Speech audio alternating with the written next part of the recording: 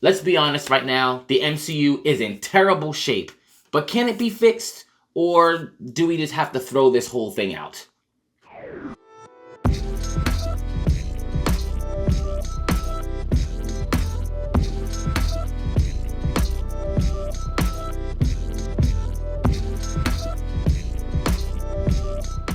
Hey, what's up, Nerd fam? This is your boy Gashawn. I want to welcome you to Enter the Nerd. Today, I just wanted to talk about the state of the MCU.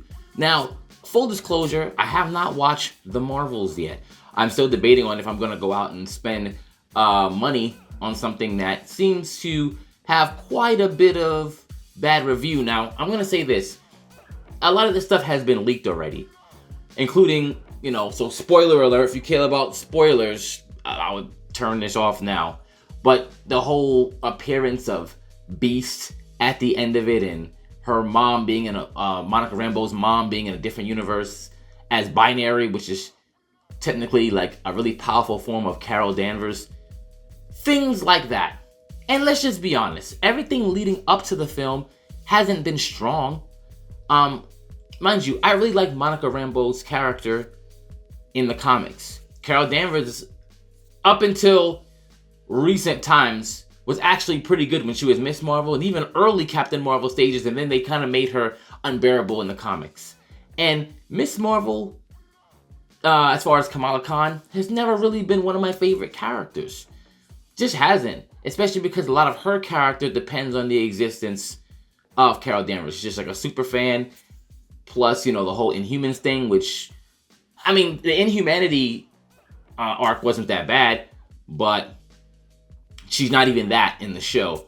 So there's just less behind her than there was even in the comic. Even though they try to make it seem like everybody loved this character, and it's not a whole bunch of people who love this character, right? So either way, that's just the Marvels. But the overall state of the MCU is just really, really strange because, Secret Wars was a really weak show. The aforementioned Miss Marvel was a weak show. She-Hulk was a weak show. And it really didn't have to be this way, Disney Plus was a really good opportunity to be able to flesh out characters away from the movies. Maybe that you don't have to be confined to 2 hours. There are a lot of different Marvel properties that would have done really well for this, which I thought they might have taken advantage of with things like the X-Men. Maybe not just injecting them into a singular movie, but perhaps having them pop into different shows or even have different mutant-based shows based off of their teams. There's so many different things that they could have done. And to be honest, some of these things are still possible. But the further and further along the MCU goes, the more I get to that point where I go, we have to kind of just reboot this, because how far into this timeline can we get where there's no mutants? When they got the IPs back, I thought that the Eternals would be the thing that they would pop them into. I thought that would be the place where we would start seeing them, say the Eternals planted the seeds for mutants, which would actually be a really cool idea, say that they were the reason, because it's kind of close to some things that were happening in the comic, adjacent, kind of, loosely. But they didn't do anything like that. As a matter of fact, if you don't watch the Eternals movie, you're not missing anything. It's not mentioned, even though there's a gigantic thing sticking out the middle of the earth. It's not mentioned at all in anything. Pretty much everything from phase 4 on has almost been inconsequential, and it's only important because they tell you that it's important, but you don't really feel a lot of the gravity of this stuff. And to be honest, most of it just isn't good anyway. So we're talking about Guardians of the Galaxy, which was really good. I'll say a very entertaining, depending on what it is, because I always have my problems with Guardians of the Galaxy. I like them in the comics. I was one of the few people who read a lot of the cosmic stuff, so I was familiar with them before the actual film came out. But when the films came out, it was hard for me because I thought the films were entertaining, but they took these characters so far off from what they are in the comic. I was constantly having that battle, but I had to be able to look at this film in two different ways, which I have to do with the majority of anything that's being adapted. What makes sense here in this format, and how loyal are they to the source material, and let's see if we can find a happy medium, right? And a lot of times, specifically for these comic book-based movies, they do not do the happy medium. They just do whatever the hell they want. And right now, after phase 3, after Endgame, this has been the do whatever they want phases. We've got them already. Let's just do whatever the hell we want with these characters. There's no reason why Black Widow should have died. There's no reason why. I'm about to make up something, but there's no reason why she would have died or not even be brought back. There's ways, the whole Red Room thing, they could have. In the comics, they've hinted at some ways that she could have been brought back. And even if Scarlett Johansson didn't want to play her again, it's a character. Anyone could have played this character. It didn't have to just be her. When you don't have Captain America there, Iron Man, some of your strongest people, and then you make a joke out of Thor. All those tentpole characters that are needed, because those are the ones that held up the franchise, obviously, mostly Iron Man, but then everyone else had their own place. Now they're not there anymore.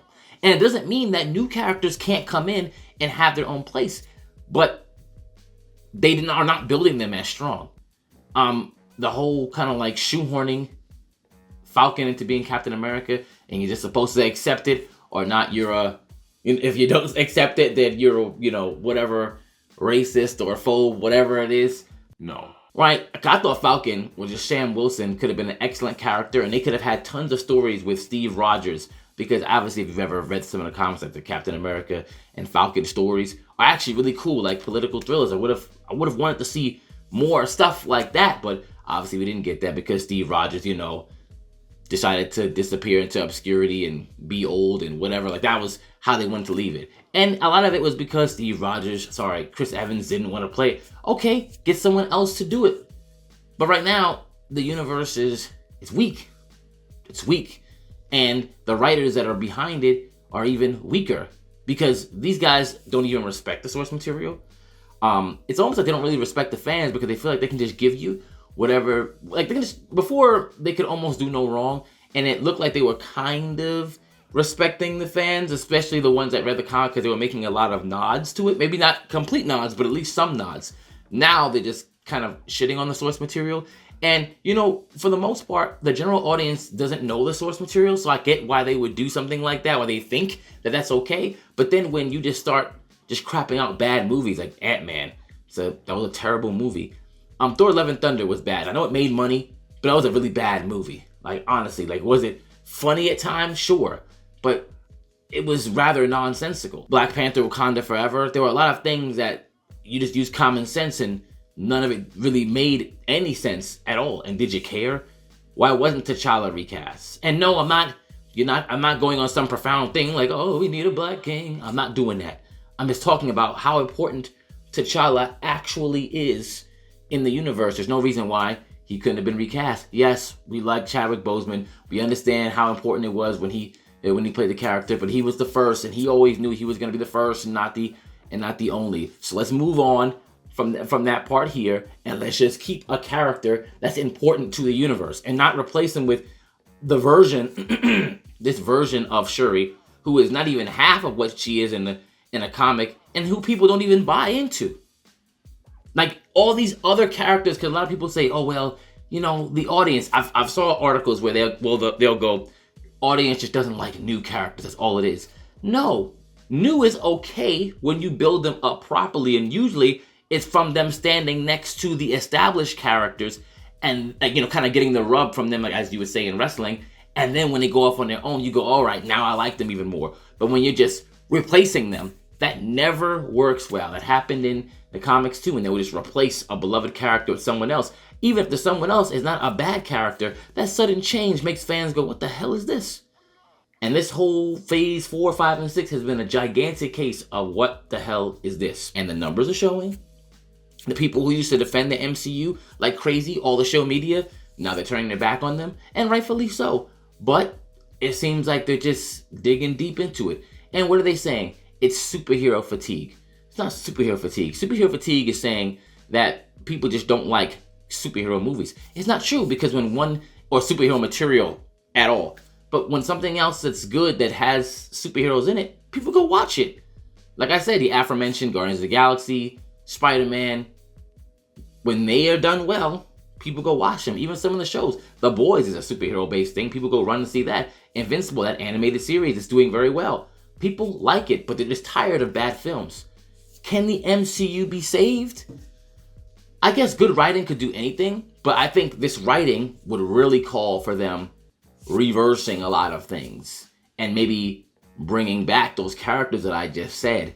And obviously, like, I hate using the multiverse and timelines to undo things, but I think this might be one of those times where it has to happen, because you don't even know who the Avengers team, like, who are the current Avengers? You don't even know who that is. They have an Avengers movie planned, but you don't even know who the Avengers are. And obviously, as far as everything going on with who the big bad is, because of everything happening with Jonathan Majors, there might be shifting away from Kang, who was already weak, what they did with him and Ant-Man, like, so, and whatever's happening with him and Loki. Don't get me started on that. Like, he's already weak and weird. So now they want to go to Doctor Doom, which, look, I like Doctor Doom. I actually think that he would be a dope villain, especially when you know what he's capable of.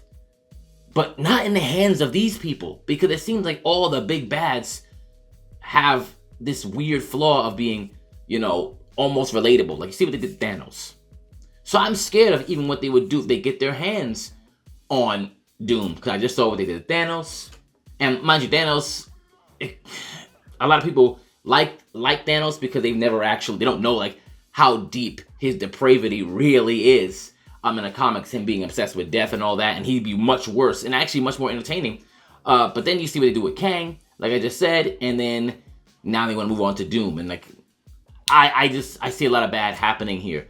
So I think the MCU has to change from the inside first before it starts making more. But are they going to change? Doubtful. They haven't started like changing the writers' rooms or anything. Look what's happening with Blade. Blade has been in development hell for years, and they said they were going to have this whole film where Blade was like the fourth lead behind it's named Blade, but he's not even the main character. Those are the people that you have writing. That's what they thought was a good idea. What? So the MCU is in a terrible place because, first of all, they're refusing to admit when they're wrong, and they're really wrong right now. And they're just doubling down on this stuff. And even their audience that love them is now turning their back because they have subpar quality. And now this Marvel's movie has like the worst box office. It had like an 87% drop off, something crazy like that. It's not good. Maybe it's time to listen to some of the complaints that people have. Stop saying they're trolls. Stop trying to dismiss them just because they don't agree with what's going on. And listen. And maybe you'll make some more money. But yeah, let me know what you think. Can the MCU be saved? What should be done? Who do you think they should be including? Whatever. Also, thank you if you're one of the 1,000 people who decided to subscribe to this channel. It's not a lot. I know there's people who have hundreds of thousands, millions, doesn't matter. But I really appreciate you subscribing and watching some of these videos and finding value in anything that I have to say. I'm going to try and be more consistent because I think that's something that I need to do. But until then, thank you, Enter Nerd, and let's talk about this topic.